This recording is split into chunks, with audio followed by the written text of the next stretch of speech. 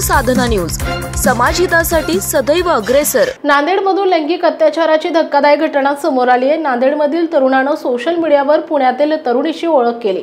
मैत्रीचं रूपांतर प्रेमात झालं। मुलगी तरुणाला भेटण्यासाठी हदगावला आली। तरुणानं लग्नाचा आमिष दाखवत तिच्यासोबत शरीर संबंध ठेवले। नंतर तरुणीला रस्त्यावर सोडून आरोपी पसार झालाय। या घटनेनंतर तरुणीनं तातडीने तामसा पोलीस ठाणं गाठलंय। तरुणीच्या तक्रारीनंतर आरोपी बाळू पौळ या तरुणावर लैंगिक अत्याचारासह अॅट्रॉसिटीचा गुन्हाही दाखल करण्यात आलाय। राज्यात दिवसेंदिवस लैंगिक अत्याचाराच्या घटनांमध्ये सातत्यानं वाढ होताना दिसत असताना ऑनलाईन ओळखीतूनही असे प्रकार होण्याचं प्रमाण वाढलं आहे।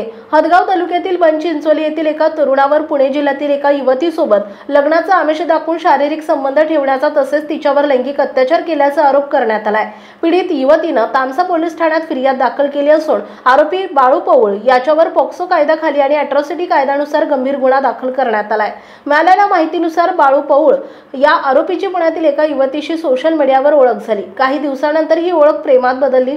आरोपीने तिला सतत लग्नाचं आश्वासन दिलं। या आश्वासनावर विश्वास ठेवून युवती हदगाव तालुक्यातील बनचिंचोली येथे आरोपीला भेटण्यासाठी आली।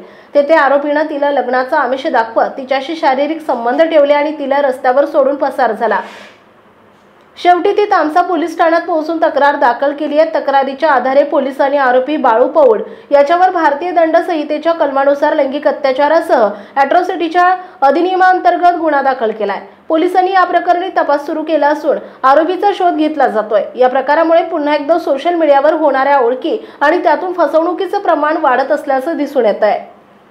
आपल्या परिसरातील महत्त्वाच्या बातम्या पाहण्यासाठी आमच्या समाज साधना न्यूज चॅनलला YouTube वर सबस्क्राइब करा आणि बेल आयकॉन प्रेस करा।